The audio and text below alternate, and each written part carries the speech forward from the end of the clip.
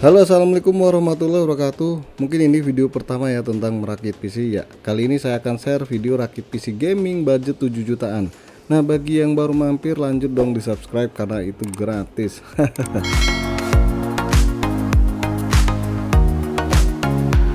Berikut adalah perangkat komputer yang bakal saya rakit ya. Prosesor i3 12100F, GB H610 MS2 DDR4, Tim T-Force 16GB DDR4 RGB, SSD RX 7 256GB, Galas GT 1030 2GB DDR5 64 bit, Corsair CV 550W dan Aerocool Trinity Mini V2 White. Nah, langkah pertama buat ngerakit PC, biasanya saya itu pasang prosesor, pendingin prosesor, dan RAM terlebih dahulu ke motherboard. Karena nantinya tinggal lanjut pasang ke casing, lebih mudah ya. Sekarang kita buka dulu pengunci prosesor ini. Nah, untuk membukanya itu sedikit beda kalau dibandingkan prosesor Intel generasi sebelumnya. Kalian buka penguncinya terlebih dahulu, terus dengan arah berlawanan kalian buka penutupnya. Ya, pelindung pin di motherboard ini bisa dicopot langsung atau lanjut pasang prosesornya aja, nanti copot sendiri. Nah, untuk memasang prosesornya itu sama dengan prosesor Intel lainnya, hanya saja prosesor ini ukurannya lebih panjang ya. Tinggal kalian cocokkan terlebih dahulu segitiga di prosesor itu dengan soket prosesor. Pasang secara perlahan. Hal ini buat menghindari kesalahan yang mengakibatkan pin di motherboard itu bisa bengkok. Tutup seperti semula dan tinggal dikunci. Langkah kedua, kalian pasang heatsink fan atau pendingin prosesor. Nah, ini sedikit beda bentuknya di bagian penguncinya aja ya, dibanding model lama. Yang sekarang itu lebih membulat, tapi cara pasangnya itu sama ya, nggak ada yang perlu diubah. Yang kalian lakukan adalah masukkan terlebih dahulu kaki-kaki heatsink fan ini ke dalam lubangnya. Setelah semuanya masuk, tinggal kalian tekan hingga bunyi krik, bukan jangkrik tapi krik. Tekan semuanya hingga terkunci dengan baik, dan setelah ini tinggal kalian pasang power CPU 4 pin. Biar lebih rapi, silakan kalian umpetin kabel power kipas ini di, ya terserah di mana sekiranya bisa diumpetin. Oke, lanjut kita pasang RAM ke slot RAM-nya. Pertama buka dulu pengunci RAM baik kanan maupun kiri. Kalau udah kebuka, silakan kalian cocokkan panjang pin RAM dengan yang ada di slot RAM biar nggak salah pasang. Kalau seandainya kalian salah pasang, itu nggak bakal bisa masuk. Kalau udah cocok, tinggal kalian masukkan dan tekan ujung RAM kanan kiri sampai terdengar bunyi klik ya, bukan klik. Setelah selesai, siapkan terlebih dahulu yang bakal dipasang di casing. Yang jelas back panel motherboard jangan lupa dipasang.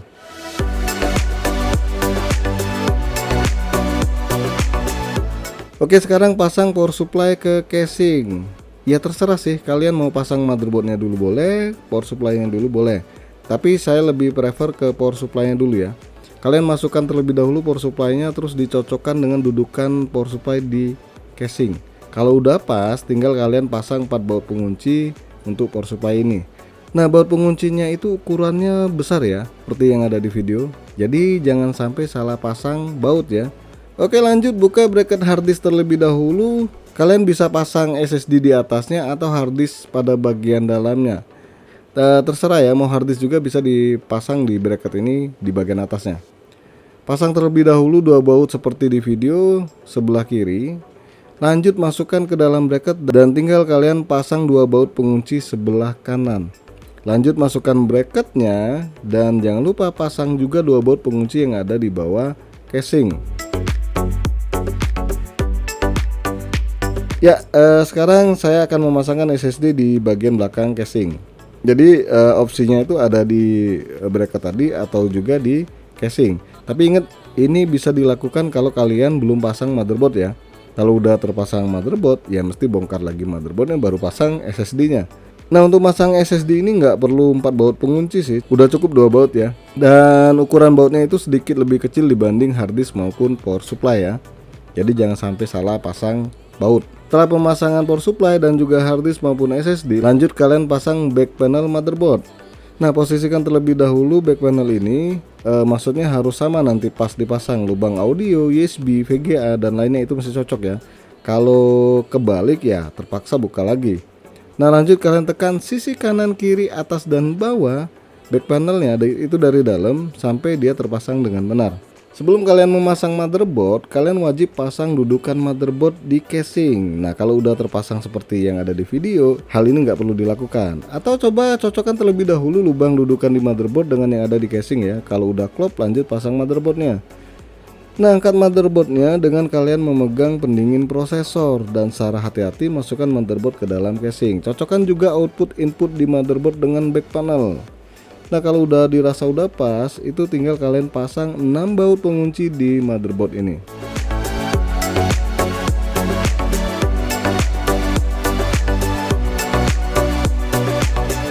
Oke, lanjut pasang kabel power prosesor 8 pin dan juga kabel power motherboard 24 pin. Andai posisi 8 pin ini terpisah jadi 2, 4 plus 4 pin, silahkan digabungkan ya. Dan masukkan terlebih dahulu kabel ini ke lubang kabel manajemen di bagian atas motherboard. Lanjut kalian masukkan juga kabel power mainboard 24 pin ke kabel manajemen. Maksudnya lubang kabel manajemen ya. Pasang kabel power prosesor terlebih dahulu dan ingat pastikan penguncinya itu sesuai dudukan yang ada di mainboard ya. Kalau kebalik juga nggak bisa kepasang ini. Dan jangan sampai kalian tidak menutup rapat kabel prosesor ini. Jadi jangan sampai ada celah ya. Terus pasang kabel power motherboard 24 pin sama seperti halnya prosesor tadi, cocokkan penguncinya di soket 24 pin ini. Langkah berikutnya kita pasang kabel-kabel front panel di casing, baik itu kabel power, restar, HDD LED, power LED, USB 2.0 maupun USB 3.0. Sekarang masukkan terlebih dahulu kabel-kabel ini ke dalam casing buat dirapiin.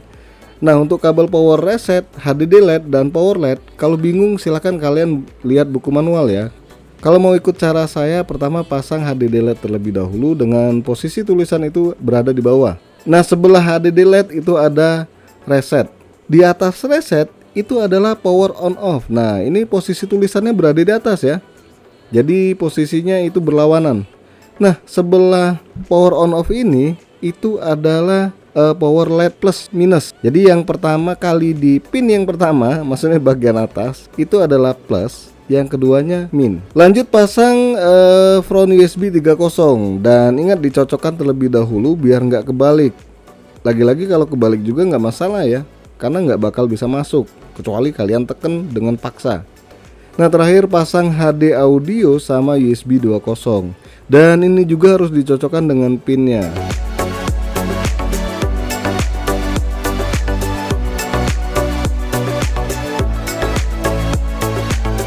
Lanjut pasang dua kabel SATA satu jalur biar kelihatan lebih rapi dan masukkan ke lubang kabel manajemen.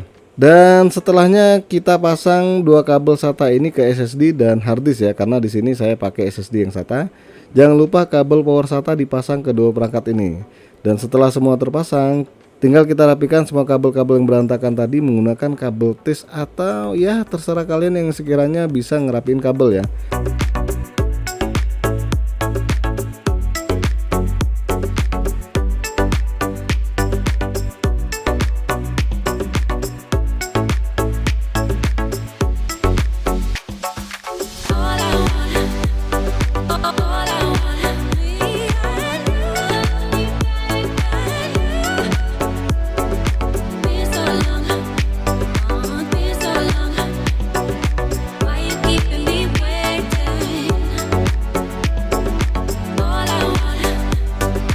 Dan langkah terakhir adalah memasang VGA card. Nah, karena VGA cardnya nggak pakai power, jadi tinggal ditancepin aja ke motherboard. Kalian lepas dulu tutup slot ekspansi ini, buka terlebih dahulu, dan tinggal pasang VGA cardnya sampai terkunci di slot VGA tersebut. Untuk baut pengunci VGA ini sama ya seperti baut harddisk maupun power supply untuk ukurannya. Dan setelah terpasang tinggal tutup kembali.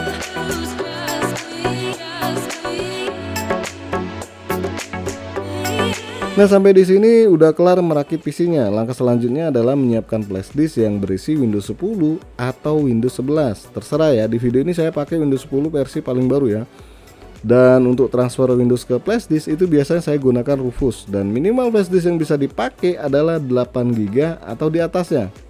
Sebelum dihidupkan, kalian colokkan terlebih dahulu flashdisknya ke motherboard. Terus setelah dihidupkan, tekan tombol del berkali-kali hingga masuk ke dalam BIOS. Lanjut kalian tekan F2 buat masuk ke menu mode advance. Terus masuk ke menu boot option, ubah option 1 jadi UEFI SanDisk, atau langsung aja kalian ke menu save and exit, boot overdrive, klik UEFI SanDisk dan lanjut proses instalasi Windows.